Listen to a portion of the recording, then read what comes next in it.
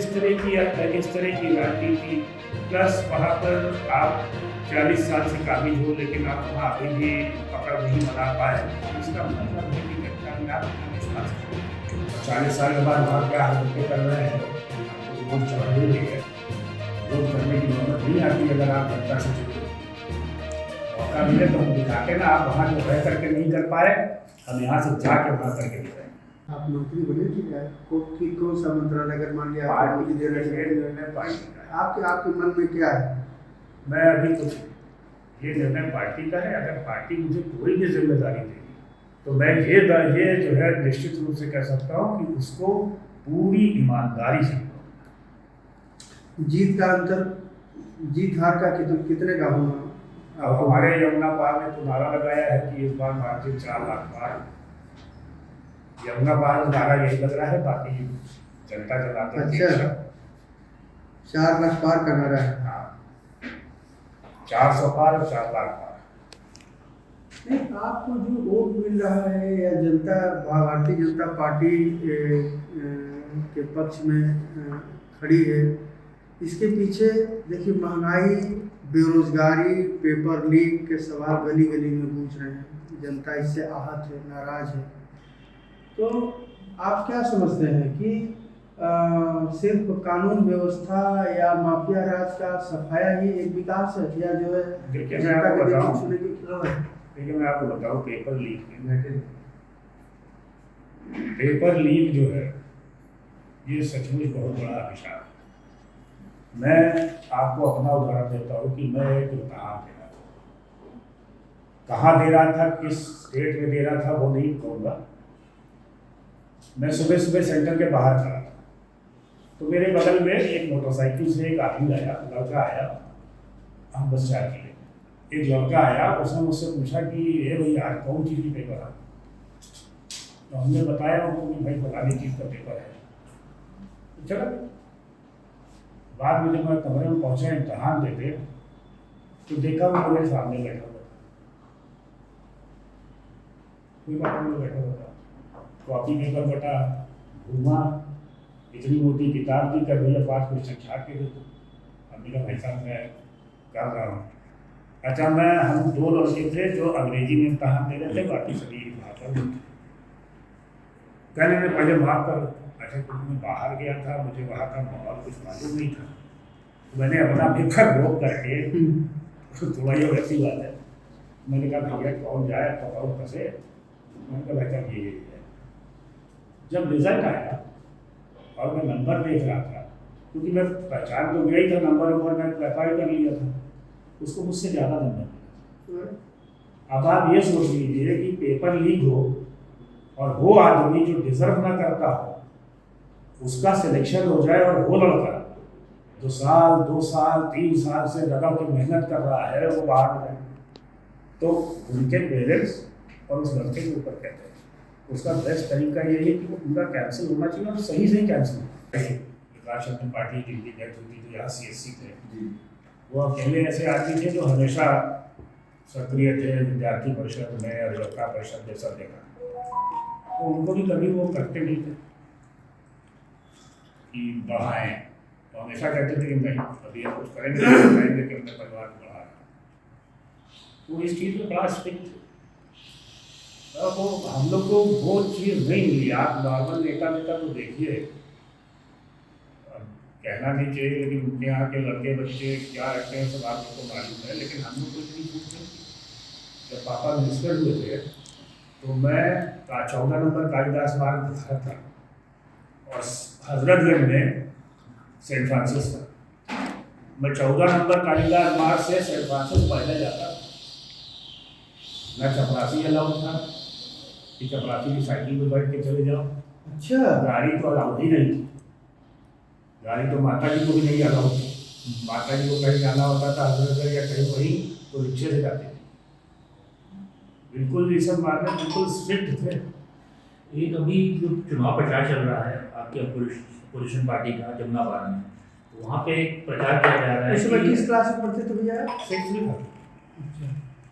तो प्रचार ये हो रहा है कि कहा जा रहा है कि नीरज जी का पूरा जीवन लोहिया मार्ग से हाईकोर्ट के बीच ही बीता है। वो कैसे यहाँ जमुना पार में आगे सक्रिय हो पाएंगे? अरे मेरी रिश्तेदारी पूरी वहाँ भरी नहीं पड़ी नहीं, वो आप पे कह रहे हैं कि उनका जीवन लोहिया मार्ग से हाईकोर्ट तक जीता है। कहने की बातें हैं। मौका मिले तो हम दिखाते ना, आप वहाँ जो रह करके नहीं कर पाए, हम यहाँ से जाके वहाँ करके दिखाएंगे। अंदर इच्छा शक्ति होनी चाहिए। अगर आप तोड़ फोड़ में, दबाव में और कब्जा करने की नीयत से इन सब से जब वहाँ पर बैठोगे तो आप कुछ नहीं कर पाओगे। और इसी का नतीजा है कि आप 40 साल भी जूझ रहे हो। अभी 2022 आप आ चुकी हैं और 40 साल के बाद वहाँ क्या हरकतें कर रहे हैं आपको तो रोज खबर मिल रही है। वोट करने की नौबत नहीं आती अगर आप जनता से जुड़े होते हैं। तो आप वहाँ जो काम रह करके नहीं कर पाए, हम यहाँ से जा करके वहाँ करके दिखाएं। तो पहली बार आपने कदम रखा है, आपके सामने क्या चुनौतियाँ हैं, क्या आप अनुभव करते हैं रोज? जैसे कि इन्होंने कहा, एक सवाल अभी पूछा, या अभी आपसे मैं कुछ कह रहा था, कई चीज़ें बताए। तो ये आप पहली बार सार्वजनिक जीवन में इस तरह से और इतने व्यापक रूप में आपको आना पड़ा, आए हैं आप, तो किन चुनौतियों का आपको सामना करना पड़ता है? देखिए, चुनाव में पहली बार लड़ रहा हूँ, मैं चुनाव पहली बार लड़ रहा हूँ। लेकिन ये सारी चीज़ें मेरी बड़ी देखी समझी है, क्योंकि हर इलेक्शन में पिताजी के मैं साथ रहा हूँ, चाहे वो दक्षिणी का रहा हो, चाहे वो मछली शहर का रहा हो। हर इलेक्शन में साथ रहा हूँ और उसको मैनेज करता है, तो चीज़ें मुझे पता है। और जो चुनौतियाँ हैं वहाँ वो भी मुझे मालूम। और ये सारी जो है ना, ये तो गढ़ी हुई है, ये सारी बातें तो गढ़ी हुई है। चुनौती वहाँ दूसरी है, चुनौती वहाँ विकास की है जो सरकार कर रही है। मैं हमेशा कहता हूँ, देखिए हर क्षेत्र की अपनी समस्याएं होती हैं, छोटी छोटी छोटी छोटी अपनी समस्याएं होती हैं, उनको एड्रेस करना बहुत जरूरी है। ये गई है, ऐसा भी नहीं है कि की नहीं गई, लेकिन उसमें और अभी स्कोप है और किया जा सकता है। इधर भी जैसा कि पूरे देश भर में विपक्ष की एक अलग लामबंदी है, लोग मोदी को रोकने के लिए एड़ी चोटी का जोर लगाए हुए हैं। ऐसे में आपको क्या लगता है, लोग जैसे कि बता रहे हैं कि मोदी का मैजिक कम हुआ है, मोदी की बात में जो जादू था या जो दम था वो कम घटा है, आप इसको क्या मानते हैं? मैं जा रहा हूँ जिस बस्ती में, जिस गांव में जा रहा हूँ, मोदी मोदी मोदी के अलावा कुछ है ही नहीं। और देखिए, जनता भी बहुत अच्छी तरह से जान रही है। अब मैं एक दिन एक सभा में था, तो मुझसे ही लोग कहने लग गए कि अरे भैया, कौनो यादव है ना उनके पास? तो मैं कहा है, कहीं देखे ना, सारा टिकट तो अपने घर में दिए है, पूरे देश में कौन और यादव नहीं दिखाई दे रहा है इनका। तो ये पब्लिक जान रही है सारी चीजें, आपको कहने की जरूरत ही नहीं है, ये बात खुद ही लोग कहते हैं। हमेशा समाचार तो आता लोग रहता है। कह रहे हैं कि कल एक सवाल आया था, कल अब तो दिमाग से उतर गया, कल ढेर सारे सवाल आपके लिए खड़े थे यहाँ पे, लोग पूछ रहे थे। तो किसी ने पूछा कि नीरज जी, आप सांसद बन जाएंगे तो उसके बाद भी यही तोड़ फोड़ का क्रम जारी रहेगा कि थमेगा? नहीं, मैंने कल हमको पता लगा था, तो कल मैंने बात भी की थी जी, बहुत लोग परेशान है इससे जो है। कल मैंने बात भी की थी। अब आज मैं पूछूंगा उसका कि क्या है, क्या स्टेटस है।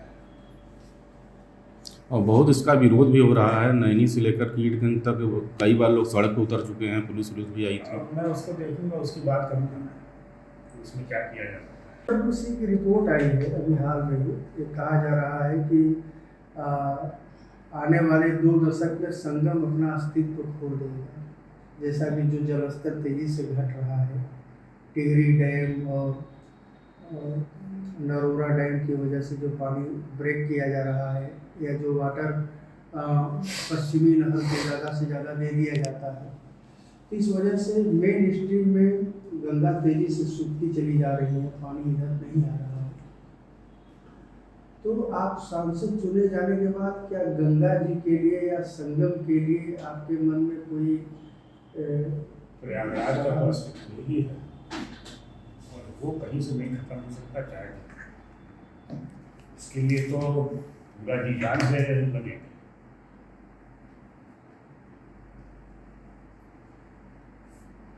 संगम तो हमारा प्रयागराज ज्यादा ही संगम के नाम से करता है।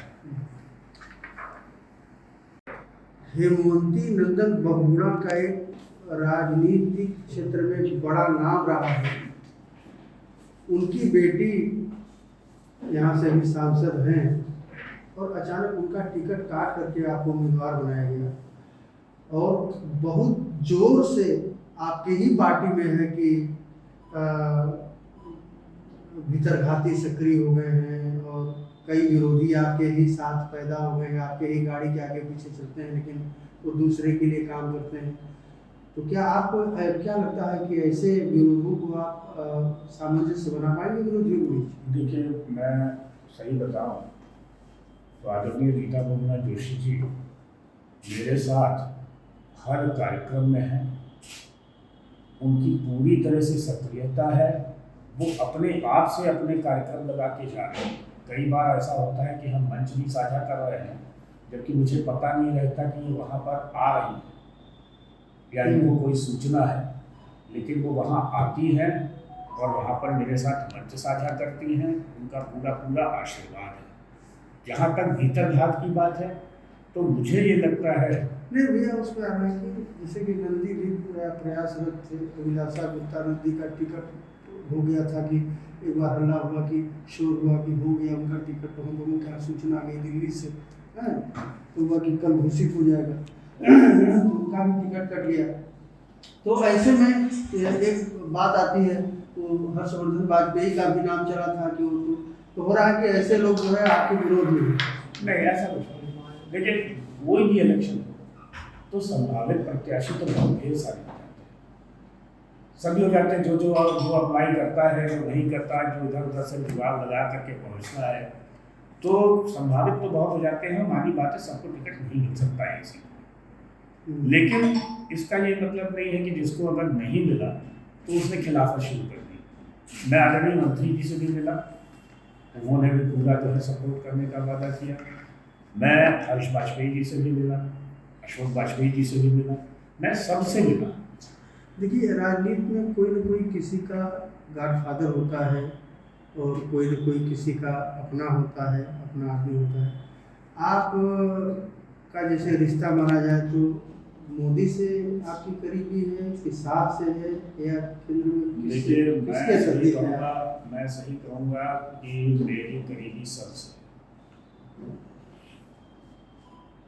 मैं सबसे बहुत करीब हूँ।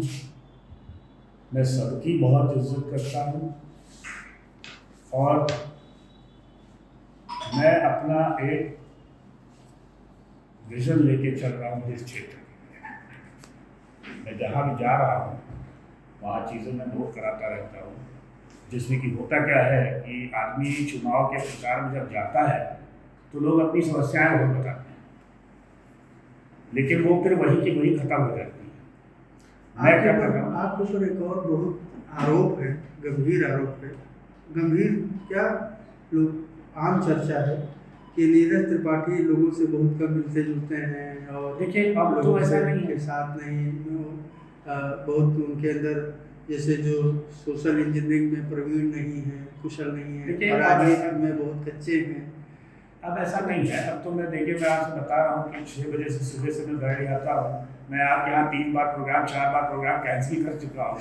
तो खाली उसका रीज़न यही है कि मैं वहाँ सबसे मिलता रहता हूँ और उसमें टाइम निकल जाता है।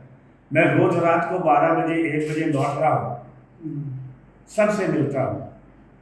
तो अब ठीक है, अब आरोप लगाना तो किसी को आप रोक नहीं सकते। पार्टी के अंदर जो विरोध है, एक लामबंदी है अंदर से, और जो भीतरघात है, इसका आप सामना कैसे कर रहे हैं? देखिए, सबसे पहले तो मैं ये कहूँगा कि भीतरघात जैसी कोई समस्या है नहीं, क्योंकि मैं वहाँ जा रहा हूँ और कार्यकर्ता सब बहुत अच्छे से लगे हैं, बहुत अच्छे से काम कर रहे हैं। मैंने कई जो है सम्मेलन किए कार्यकर्ताओं के, बूथ लेवल कार्यकर्ताओं के, सारे पन्ना प्रमुखों के, सारे मंडल अध्यक्षों के, प्रभारियों के, और उनकी उपस्थिति वहाँ 100% रहती है। अभी मैंने कुछ दिन पहले अपने अनुसूचित मोर्चे का सम्मेलन किया और आप जान के ताज्जुब रखिएगा कि जो वहाँ उपस्थिति थी वो हर जगह हर विधानसभा से करीब करीब उस मोर्चे के 90-95% लोग आए थे।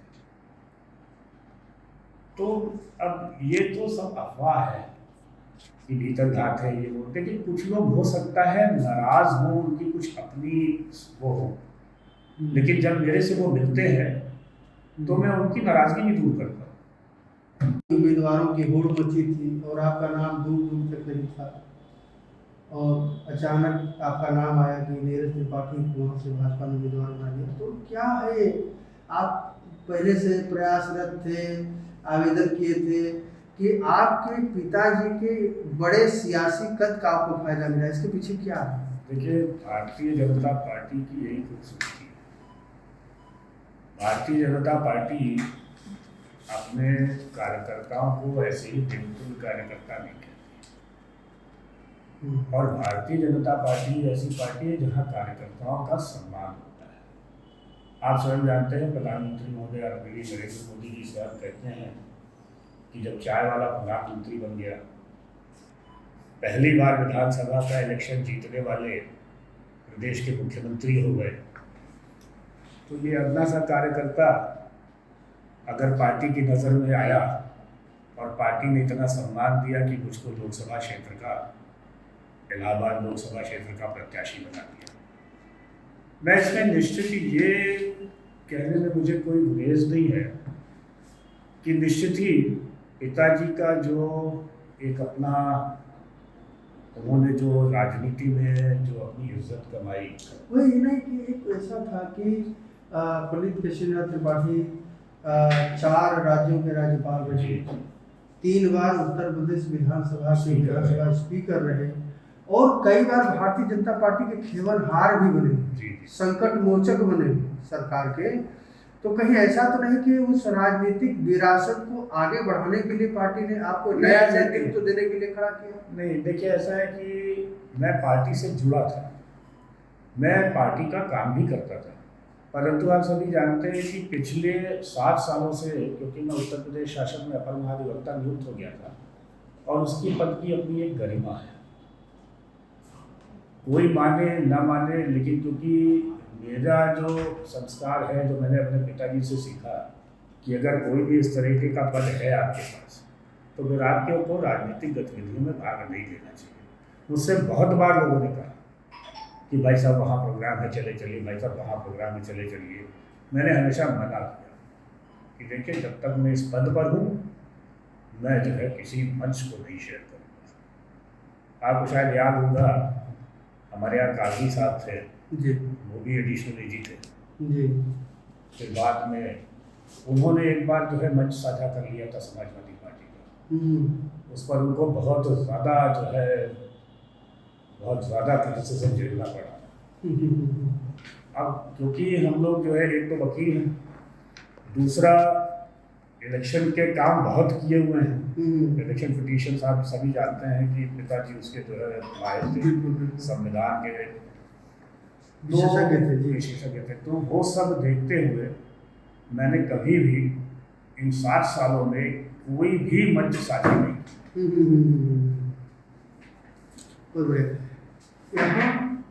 थोड़ी सी नाराजगी थी, तो उनसे बैठ कर मैंने बात की कि भाई आप भारतीय जनता पार्टी को देखो, आप ये मत देखो कि आप आपस में आपकी वो है तो पार्टी का नुकसान नहीं होना चाहिए। तो उनसे थोड़ी देर बात की, उन्होंने कहा हाँ भाई साहब आप सही कह रहे हैं।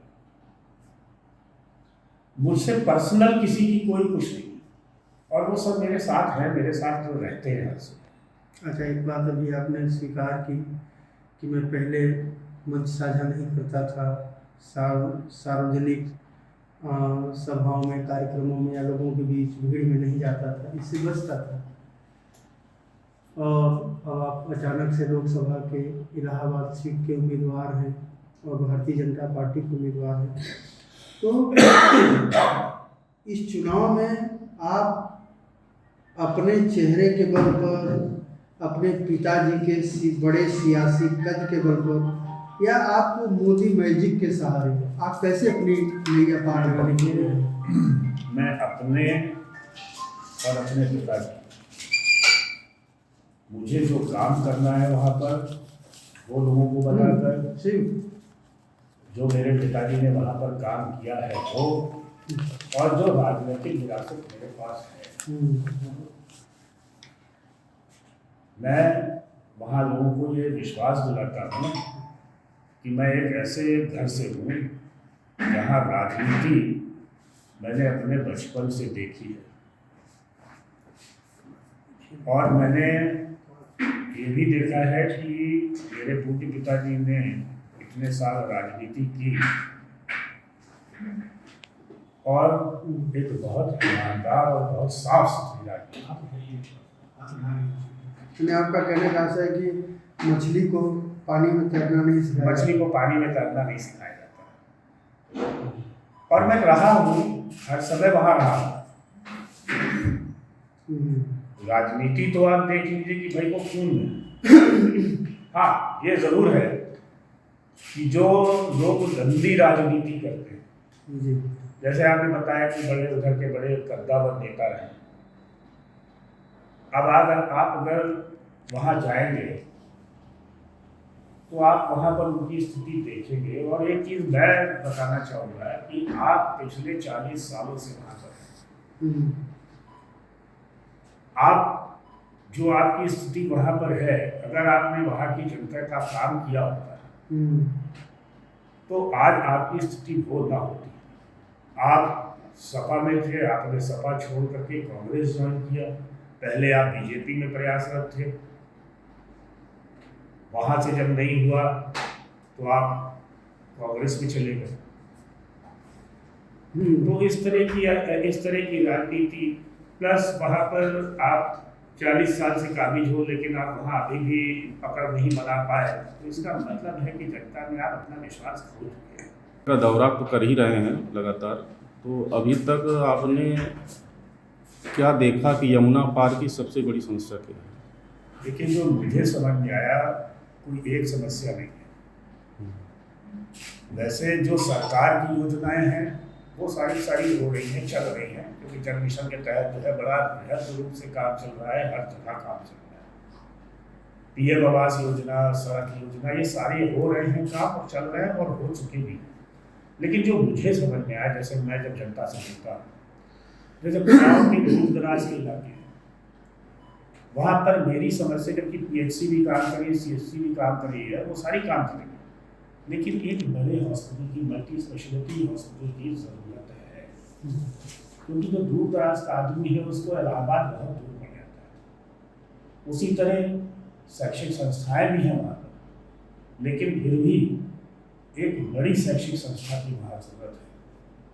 आप अगर इधर नैनी आ जाइए तो जो हमारा औद्योगिक क्षेत्र है उसके भी डेवलपमेंट का बहुत अभी स्कोप है। और मुझे लगता है कि ये जैसे जैसे हमारे सड़कें बन रही हैं और ये सारा हो रहा है, ये डिफेंस कॉरिडोर, ये फ्रेट कॉरिडोर और ये सारी चीज़ें हैं, तो इसके बाद नैनी इंडस्ट्रियल एरिया का डेवलपमेंट और आसान होगा। और वो ये सारी चीज़ें मेरी प्राथमिकता हैं। कहीं मैंने देखा कि शंकरगढ़ के कुछ इलाके हैं जहाँ से ट्रांसपोर्टेशन की प्रॉब्लम है, पब्लिक ट्रांसपोर्टेशन, वो भी मेरी निगाह में है, वो भी मैं नोट कराता रहता हूँ। जैसा मैं पहले बता रहा था आपको वैसा कि मैं जब जाता हूँ तो कोई समस्या रहती तो उसको नोट करवाए, तो वो समस्या है वहाँ पर, तो उसको जो है जैसे मौका मिलेगा तो इन चीज़ों को जरूर एड्रेस करूँगा। तो रमेश पटेल जी को उम्मीदवार बना दिया है, तो बता रहे हैं कि एक जातिगत गोलबंदी हो रही है पटेल, तो आपको क्या लगता है कि आपकी लड़ाई किससे है? देखिए सर, पहली बात तो लड़ाई की थी, दूसरी बात जो बसपा ने कैंडिडेट उतारा है वो पिछली बार लड़की का चुनाव लड़ चुके हैं और शायद उनको मेरी जानकारी के हिसाब से 189 वोट। अच्छा, तो कहाँ से लड़े थे प्रमुखी का? हाँ, कहीं से लड़े थे, तो कितना जो है वो इफेक्टिव होंगे वो इसी से पता लगता है। मात्र 189, शायद 189 वोट ही होंगे। अच्छा, तो उनसे भी कोई वो नहीं है। अच्छा, और जो ये जिस समाज के लिए लेकर के आए हैं वो समाज पूरा भारतीय जनता पार्टी के साथ है, उससे कोई बहुत उनको कोई फायदा नहीं है, या झूठ है कि हमको कोई नुकसान नहीं। ये चीज़ है कि पहले आप अपर महाधिवक्ता तो अभी भी हैं नहीं, हाँ, इस्तीफा दे दिए।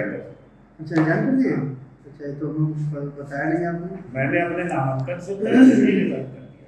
अच्छा ठीक है, आप अपर महाधिवक्ता थे, इतने बड़े पद पर थे, पहले आप ऑफिस से घर और घर से ऑफिस पर आपका आना जाना होता था।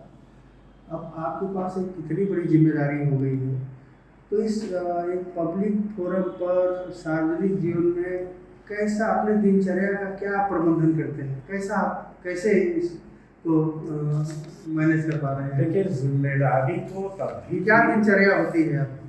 जिम्मेदारी तो तब भी थी जब मैं अपर महाधिवक्ता था। ये बात दूसरी है कि ट्रैवलिंग कम होती थी कि ऑफिस से घर, घर से ऑफिस, लेकिन तब भी जिम्मेदारी बहुत बड़ी थी, क्योंकि प्रदेश सरकार के बहुत बड़े बड़े मुकदमे, मेरे पास सेकेंडरी एजुकेशन का विभाग था, मेरे पास हायर एजुकेशन का विभाग था, मेरे पास रेवेन्यू का था। तो ये सारे जो विभाग है, ये बहुत बड़े जटिल इसमें मुकदमे थे, तो जिम्मेदारी तब थी। अब जिम्मेदारी का स्वरूप बदल गया है। दिनचर्या मेरी है कि मैं सुबह उठ जाता हूँ, जो लोग वहाँ आते हैं, दूर दराज के गांव से आते हैं, उनसे मिलता हूँ, उनकी जो समस्याएं रही वो सुना, और उसके बाद जो भी कार्यक्रम है मैं उसके लिए निकल जाता हूँ। ये बात दूसरी है कि क्योंकि भीड़ ज़्यादा हो जाती है, तो उसकी वजह से कहीं कहीं कार्यक्रमों में मैं सुबह से ही थोड़ा लेट पहुँचता हूँ।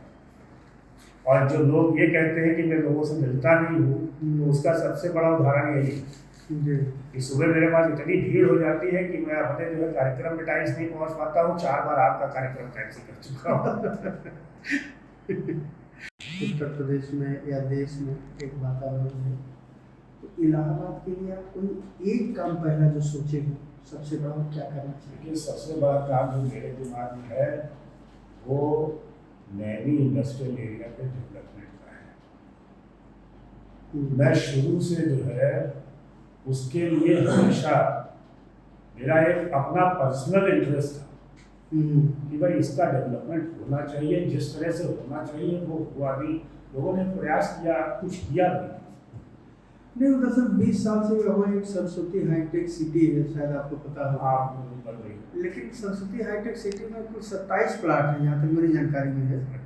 उसमें 25 अभी खाली है 20-25 साल से, इसलिए कि इतना उन्होंने उसका महंगा रेट कर दिया है, इतनी महंगी ज़मीन उस कर दी है कि कोई वहाँ आ ही नहीं रहा है।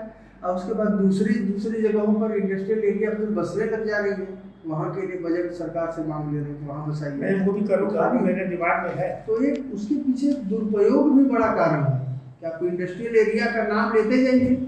आप भी MP बनने के बाद एक नया इंडस्ट्रियल एरिया का प्रपोजल रख सकते हैं। नहीं, मेरे दिमाग में क्या है कि इन्हीं को जो है उनको ही सुधार करें, वही बहुत स्कोप है। नए इंडस्ट्रियल एरिया की जरूरत नहीं है। हम कराए वहाँ पर और सहूलियतें दें, बाकी बाद में जरूरत पड़ेगी, इंडस्ट्री बढ़ेंगे तो फिर बाद में दूसरे एरियाज को देखा जाएगा। लेकिन अभी मेरी जो सबसे बड़ी प्राथमिकता है वो ये है कि जो है उसको और डेवलप करना। और मैं सही बताऊं तो मैं सोच करके आया कि इस लोकसभा क्षेत्र में इतना काम करना है कि जैसे बाकी ये होता है ना कि 5 साल के बाद नेता गया तो कहीं गाली सुननी पड़ती, कहीं कुछ करनी पड़ती है। तो मैं ये सोच करके बैठा हूँ कि मुझे इतना काम कर देना है कि अगर भगवान ने उसको दोबारा मौका दिया तो ये स्थिति ना आने पाए। अगर आप ये वीडियो YouTube पर देख रहे हैं तो हमारे चैनल को सब्सक्राइब करें और बेल आइकन को दबाना ना भूलें। अगर आप Facebook पर ये वीडियो देख रहे हैं तो हमारे पेज को लाइक करें।